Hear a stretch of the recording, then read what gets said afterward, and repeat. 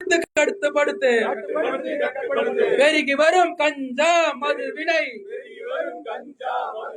பெருகி வரும் கஞ்சா மது வினை கட்டுப்படுத்து கட்டுப்படுத்து.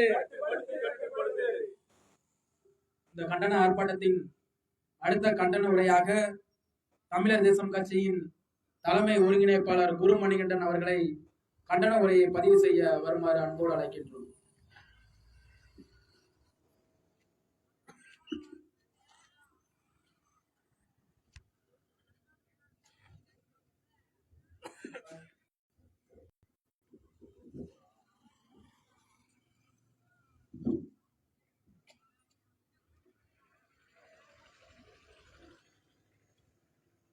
வீரமிகு பெரும்பாட்டன் பேரரசர் பெரும்பிடுகு முத்தரையருடைய பொற்பாதங்களை போற்றி இந்த நிகழ்விலே எம்மோடு கலந்து கொண்டு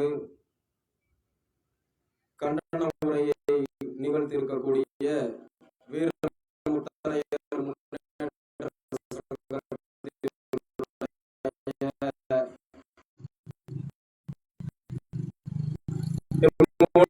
கலந்து கொண்டிருக்கின்ற கட்சியினுடைய மாநில செயலாளர் மதிப்பிற்கும் மரியாதைக்குரிய ஐயா அழகரை பரமசிவம் அவர்களே, மேலும் கட்சியினுடைய மாவட்ட செயலாளர்கள் அண்ணன் லால்குடி குமார் அவர்களே, மற்றும் இங்கே எழுச்சியோடு கூடியிருக்கின்ற எனது உயிரினும் மேலான உறவுகளே, உங்கள் அத்தனை பேருக்கும் KKS அன்பு தம்பி குரு மணிகண்டனின் புரட்சிகர வணக்கங்களை தெரிவித்துக் கொள்கிறேன். பொதுவாக இந்த ஆர்ப்பாட்டமானது தீனா தேவேந்திரன் என்ற ஒரு தனிப்பட்ட நபர் தாக்கப்பட்டு விட்டார், அவர் மீது கொலைவெறி தாக்குதல் நடத்தப்பட்டிருக்கிறது, அரிவாள் போன்ற ஆயுதங்களை பயன்படுத்தி அவர் வெட்டப்பட்டிருக்கிறார், அதை கண்டித்து இந்த ஆர்ப்பாட்டம் என்பது பொதுவான பார்வையில்.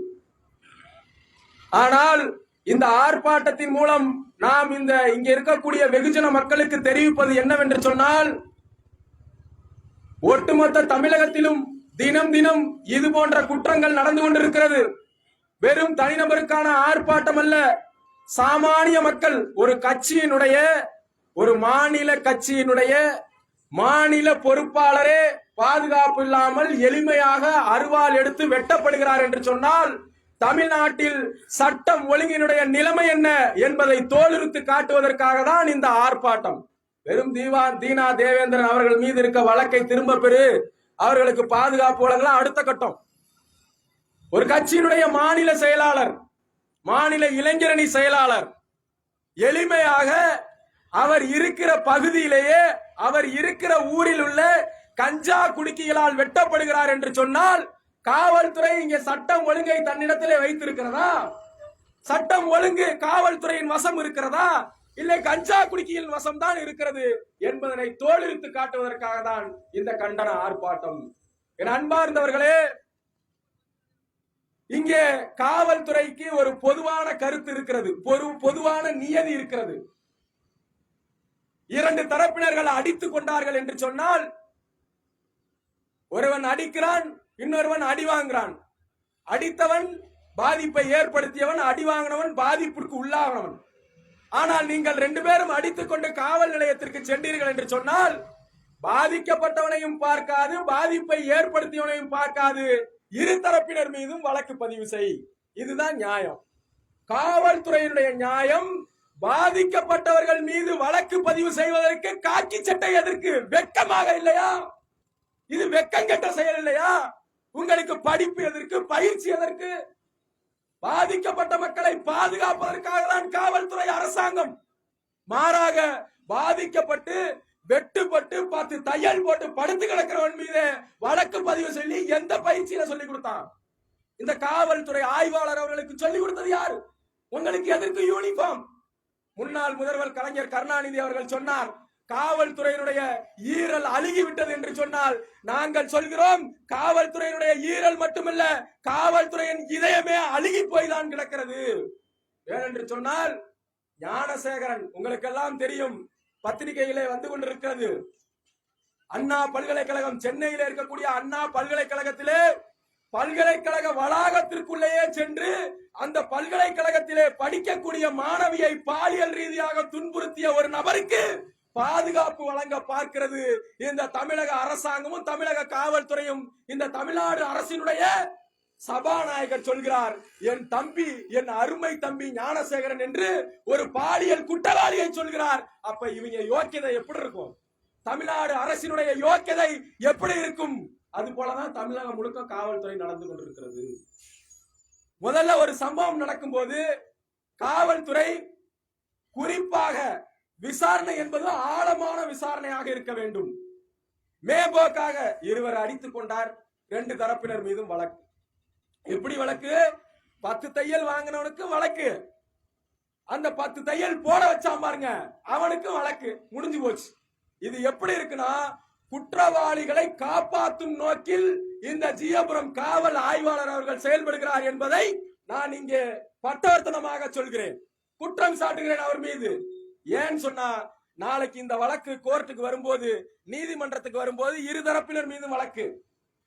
தீனா அடிச்சான்னு சொல்லி எதிர்த்தரப்பினர் மீது வழக்கு, எதிர்த்தரப்புல இருக்கிறவர்கள் தீனாவை வெட்டினார்கள் என்று சொல்லி அவங்க மேல வழக்கு.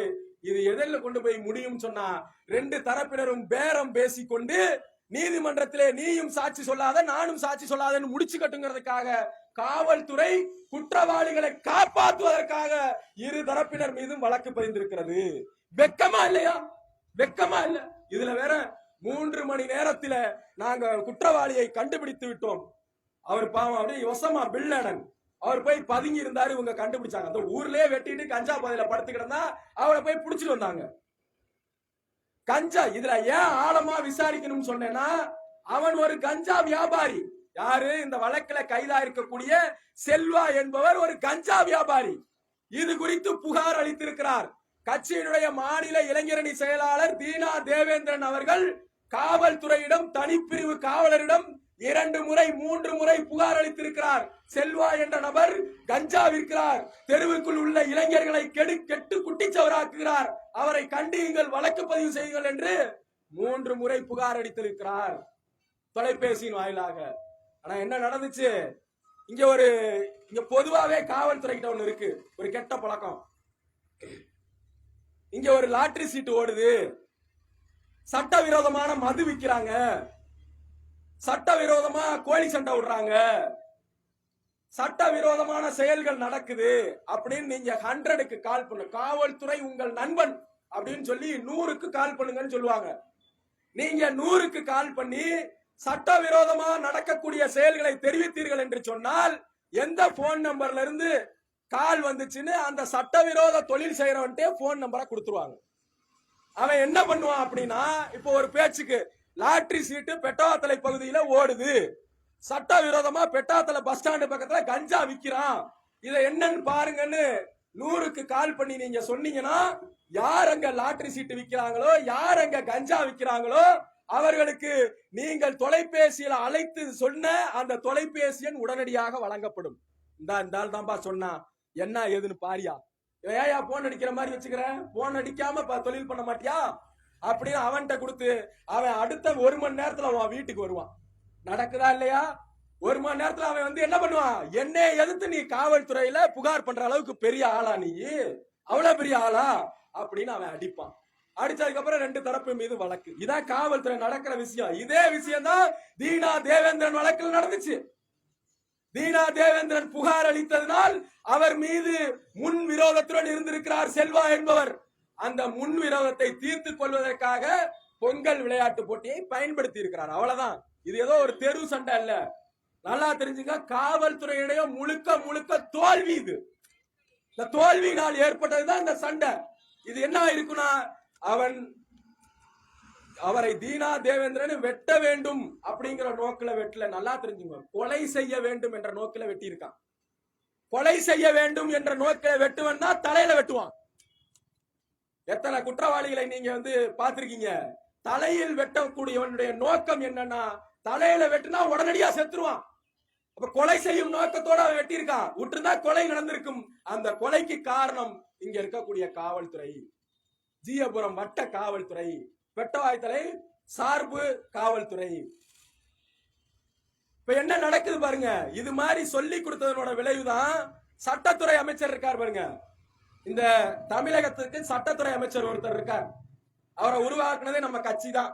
நம்ம கட்சியின் சார்பில் கட்சியினுடைய தலைவர் திருமயம் தேர்தல்ல கிட்டத்தட்ட 15,000க்கு மேற்பட்ட வாக்குகள் வாங்கி ஜெயிக்கலன்னா இந்த தமிழ்நாட்டுக்கு சட்டத்துறை அமைச்சர் ரகுபதி கிடையாது, வேற யாராவது இருந்திருப்பாங்க.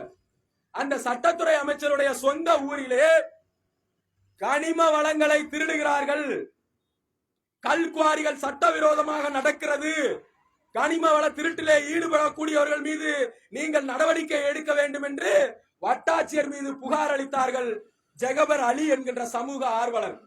என்ன நடந்துச்சு தெரியுமா? நான் கொஞ்ச நேரத்துக்கு முன்னாடி கதை சொன்னேன் பாருங்க. யாரு சட்டவிரோதமா தொழில் பண்றாங்கன்னு நீங்க போன் அடிச்சு சொல்றீங்களோ அவங்க நம்பரே கூப்பிட்டு கொடுத்துருவாங்க. 100க்கு கால் பண்ணீங்கன்னா இந்த வட்டாட்சியர் என்ன பண்ணிட்டாரு, எப்ப அந்த ஜெகபர் அலிங்கிற உன் மேல கம்ப்ளைண்ட் பண்ணிட்டே இருக்கான், சட்டவிரோதமா குவாரி நடத்துறேன்னு, என்னன்னு பாருப்பான்னு சொன்னவனே அவன் பார்த்துட்டான். என்ன பார்த்துட்டான் தெரியுமா? மினி லாரியை வச்சு அடிச்சு கொண்டுட்டான். காரணம் யாரு? அரசு அதிகாரிகள் தான் மாமா வேலை பார்க்கிறான். என்ன வேலை? மாமா வேலை பார்க்கிறான். சமூகத்துக்கு ஆதரவா போராடக்கூடியவர்களை சமூக விரோதிகள் இடத்துல காட்டி கொடுக்கிற வேலையை அரசு அதிகாரிகள் அரசாங்க சம்பளத்தில் செய்கிறார்கள். அதோட வெளிப்பாடுதான் சபாநாயகர். இந்த நாட்டினுடைய இந்த மாநிலத்தினுடைய சபையை நடத்தக்கூடியவராக இருக்கக்கூடியவர் ஒரு பாலியல் குற்றவாளிக்கு ஆதரவாக ஒரு பாலியல் குற்றவாளியை என்னுடைய தம்பி என்று சொல்கிறார். எதிர்கட்சிகள் எல்லாம் இன்று வரை கேள்வி கேட்கிறார்கள், கேள்விக்கு பதில் இல்லை. யார் அந்த சார்? சார்னு ஒருத்தட்ட போன்ல பேசுறாப்ல மாணவி, அந்த அண்ணா பல்கலைக்கழகத்துல மாணவி பாலியல் துன்புறுத்தலுக்கு உள்ளாகும் போது மிரட்டி அவரை பாலியல் துன்புறுத்தல் செய்யும் போது அவர் தொலைபேசியிலே தொடர்பு கொண்டு பேசுகிறார் சார் சார் என்று. அந்த சார் யாருன்னு இன்ன வரைக்கும் தெரியல. ஆனா என்ன தெரியுமா பண்ணுது நம்முடைய காவல்துறை? ஒரு கோபத்துல வாக்களித்து விட்டோம், நமக்கு நலத்திட்டங்கள் வந்து சேரவில்லை, நாம் எதை எதிர்பார்த்து வாக்களித்தோமோ அந்த எதிர்பார்ப்பு நிறைவேறவில்லை என்று பாவம் ஒரு மூதாட்டி இப்படி ஒரு போஸ்ட் ஒட்டி இருக்குதா பாருங்க. தமிழக முதல்வரோட போஸ்ட் இங்க ஒட்டி இருக்கு. போஸ்ட் ஒட்டிருக்கா, அதை பார்த்து மண்ணவாரி போடுது, நீ நாசமா போயிருவ அப்படின்னு அந்த மூதாட்டி மண்ணவாரி போடுது. அந்த மூதாட்டியை பிடிக்கிறதுக்கு தனிப்படை காவல்துறை. வெக்கமா இல்ல? வெக்கமா இல்லையா? ஒரு கிளவிய பிடிக்கிறதுக்கு தனிப்படை அமைச்சு தேடுறீங்களே. இந்த நாட்டுல எத்தனையோ குற்றங்கள் செய்யறானே அவனெல்லாம் பிடிக்கிறதுக்கு காவல்துறைக்கு யோக்கியது இல்லையா? சமூகத்திற்காக போராடுகிறவர்களை பாதுகாப்பு கேட்டு நாம மனு கொடுத்தோம் சொன்னோம்னா அதை மயிரில் கூட மதிக்கிறது இல்ல, மதிக்கிறது இல்ல. உழைக்கும் மக்களுக்காக போராடுகிறோம். இதுவரை எங்கள் மீது இருக்கக்கூடிய வழக்குகள் எல்லாம் ஆர்ப்பாட்டம் செய்தார்கள், போராட்டம் செய்தார்கள். இங்க கூட அனுமதி இல்ல, இங்க கூட அனுமதி கிடையாது. ஆனா எதிர்கட்சிகள் நடத்தும் போது மட்டும் அனுமதி மறுக்கிறீங்க. ஆளுங்கட்சி முத நாள் இரவு அறிவிக்கும், ஆளுநரை எதிர்த்து நாங்கள் ஆர்ப்பாட்டம் செய்கிறோம். முத நாள் நைட்டு தான் அறிவிப்பாங்க. அடுத்த நாள் அவங்க எல்லாம் ஜாலியா ஆர்ப்பாட்டம் பண்ணுவாங்க. வழக்கு கிடையாது, கைது கிடையாது. இப்ப நாங்க பண்ணிட்டு போனோடனே எங்க பேரெல்லாம் கலெக்ட் பண்ணி ஒரு வழக்கு, இப்ப வழக்கு நம்பர் ஏறிக்கிட்டே தான் இருக்கும். எப்படி ஆளுங்கட்சி மட்டும் ஒரு ஆர்ப்பாட்டத்துக்கு மனு கொடுக்கணும்னா அதுக்கு ப்ரொசீஜர் இருக்கு. ஒரு 5 நாளைக்கு முன்னாடி நாம மனு கொடுத்திருக்கிறோம், ஆர்ப்பாட்டம் செய்ய போகிறோம், பொதுக்கூட்டம் நடத்த போகிறோம்னு. ஏன் ஆளுங்கட்சிக்கு அந்த விதி எல்லாம் பொருந்த மாட்டேங்குது? ஆளுங்கட்சி எப்படி முத நாள் நைட்டு முடிவு பண்ணி தமிழகம் முழுக்க நடத்துறாங்க? ஆளுங்கட்சிக்கு ஒரு சட்டம், எதிர்கட்சிகளுக்கு ஒரு சட்டமா? சாமானிய மக்களுக்காக போராடுகிற எங்களை போன்றவர்களுக்கு ஒரு சட்டமா? எங்கள் மீது இருக்கிற வழக்குகள் எல்லாம் ஆர்ப்பாட்டம் செய்தோம், போராட்டம் செய்தோம், அனுமதியின்றி கொடியேற்றினோம், மக்களுக்காக போராடினோம் என்றுதான் வழக்கு. எங்களுக்கு ஒரு அச்சுறுத்தல் வரும்போது சட்டத்தின் வழியில நாங்க செயல்படணும்னு சொல்லி மனு கொடுத்திருக்கோம். தலைவர் அவர்களுடைய பாதுகாப்புக்கு அச்சுறுத்தல் இருக்குன்னு சொல்லி இதுவரை டிஜிபி ஆபீஸ்ல 2 முறை மனு கொடுத்திருக்கோம். திருச்சி கமிஷனர் ஆபீஸ்ல 3 முறை மனு கொடுத்திருக்கோம். இன்ன வரை எந்த நடவடிக்கையும் இல்லை. நான் எனக்கு கொலை மிரட்டல் வருகிறது என்று சொல்லி நேரடியாக கொலை மிரட்டல் விடுத்தவர்களையும் யார் கொலை மிரட்டல் விடுத்தார்கள் என்ற போன் நம்பர் முதற்கொண்டு எந்த சமூகத்தை சார்ந்தவர்கள் என்பதை முதற்கொண்டு கரூர் மாவட்ட காவல்துறையில புகார் கொடுத்திருக்கேன். இதுவரை 4 முறை கொடுத்திருக்கிறேன். இதுவரை என்னன்னு கூட கண்டுக்கிறது இல்ல. அப்ப இது போன்ற சம்பவங்கள் தான் இது போன்றவர்களை அருவா எடுத்து இந்த குற்றவாளிகளை வெட்ட வைக்கிறது. எளிமையாக அருவா. எப்படி அருவா எடுத்து வெட்டக்கூடிய தைரியம் உங்களுக்கு வருது? காவல்துறை இது போல நடந்துக்கிற விதம் தான். முழுக்க முழுக்க காவல்துறை தன்னுடைய கண்ணியமற்ற செயலிலிருந்து தவறிடுச்சு. காவல்துறைய சுதந்திரமாக இந்த அரசியல்வாதிகள் செயல்பட விடுவதில்லை. அரசியல் கட்சிகளுடைய அமைச்சர்கள் காவல்துறையை சுதந்திரமாக இயங்க விடுவதில்லை. எதிர்கட்சியா போடு அவன் மேல வழக்கு, ஆளுங்கட்சியா என்ன செஞ்சாலும் விட்டுரு. ஆளுங்கட்சிக்காரன் சரக்கு ஓட்டிக்கிட்டோம், சந்து கடை நடத்திக்கிட்டோம், லாட்டரி சீட்டு வித்துக்கட்டும், மணல் திருடிக்கட்டும், இன்னும் என்னென்ன தொழில் சட்டவிரோதமா இருக்கோ எல்லாத்தையும் செஞ்சுக்கட்டும், அவனை விட்டுருங்க, கண்டுக்காதீங்க. எதிர்கட்சியை சேர்ந்தவர்கள் மக்களுக்காக போராடினார்கள் என்று சொன்னால் உடனடியாக வழக்க போட்டு உள்ள தள்ளுங்க.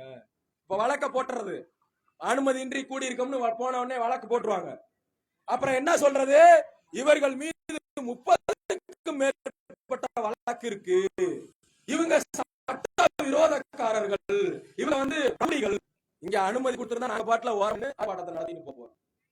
இது ஆர்ப்பாட்டம் நடக்கிற இடமா? அது பொதுமக்களுக்கு எவ்வளவு இடையூறை ஏற்படுத்துகிறோம். அதற்கு காரணம் யார்? காவல்துறை. கெட்ட பெயரை ஏற்படுத்தணுமா பொதுமக்கள் மத்தியில? நாங்க எதற்காக போராடுகிறோம் என்பதை தெரியாமையே இவங்க கூடி நின்று போராட்டம் நடத்தட்டும் ரோட்டு மேல, அதை பார்த்து மக்கள் முகம் சுளிக்கட்டும் அப்படின்னு ஒரு உருவாக்கம் செய்யறாங்க. இவங்க ஒரு தனியான இடம், இதற்கென்று ஒதுக்கப்பட்ட இடம் இருந்துச்சுன்னா அங்க நிக்கலாம். இப்ப பாதி ரோட்ல நின்றுட்டு பண்றோம்.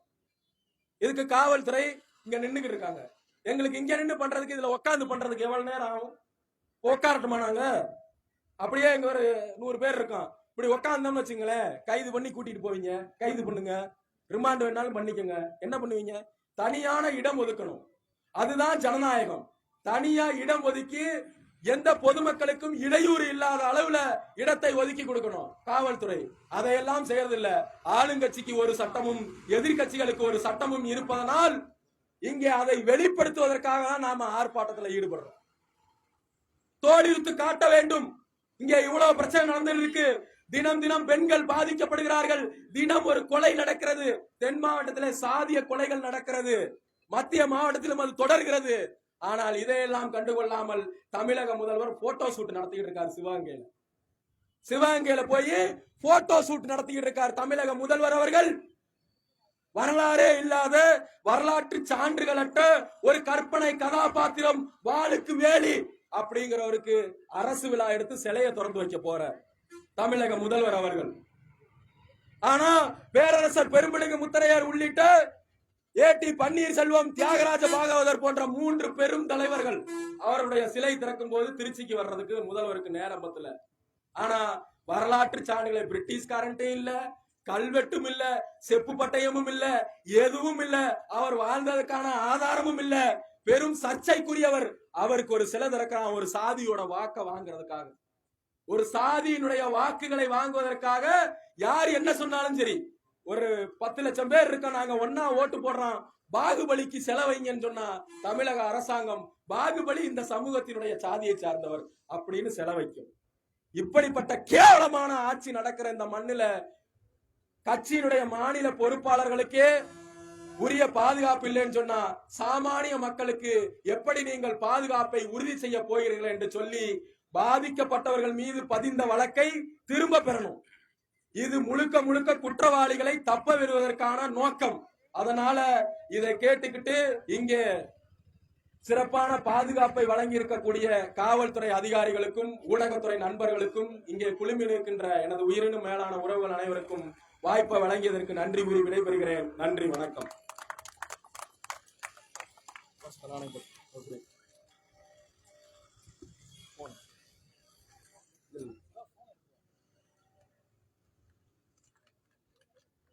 ஆர்ப்பாட்டம், இது ஆர்ப்பாட்டம், ஆர்ப்பாட்டம், இது ஆர்ப்பாட்டம், கண்டன ஆர்ப்பாட்டம். தமிழர் தேசம் கட்சி ஏன், தமிழர் தேசம் கட்சி ஏன், கண்டன ஆர்ப்பாட்டம், கண்டன ஆர்ப்பாட்டம், கண்டி கண்டிக்கின்றோம் கண்டிக்கின்றோம் கண்டிக்கின்றோம் கண்டிக்கின்றோம் இயந்திரத்தனமாக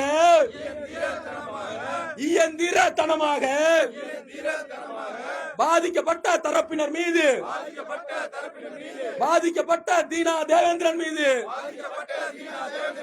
பதிந்த வழக்கினை திரும்ப பெறு திரும்ப பெறு திரும்ப பெறு திரும்ப பெறு பாதிக்கப்பட்டவர்கள் மீது பதிந்த வழக்கை திரும்ப பெறு திரும்ப பெறு கைது செய் கைது செய் கைது செய் கைது செய் குற்றவாளிகளை குன்ற சட்டத்தில் குற்றவாளிகளை குன்ற சட்டத்தில் கைது செய் கைது செய் கட்டுப்படுத்து கட்டுப்படுத்து கட்டுப்படுத்து கட்டுப்படுத்து பெருகி வரும் பெருகி வரும் கஞ்சா மது போதையினை கஞ்சா மது போதையினை கட்டுப்படுத்து கட்டுப்படுத்து நிலைநாட்டிடு நிலைநாட்டிடு நிலைநாட்டிடு நிலைநாட்டிடு தமிழகத்தில் சட்டம் ஒழுங்கை நிலைநாட்டிடு தமிழகத்தில் சட்டம் ஒழுங்கை நிலைநாட்டிடு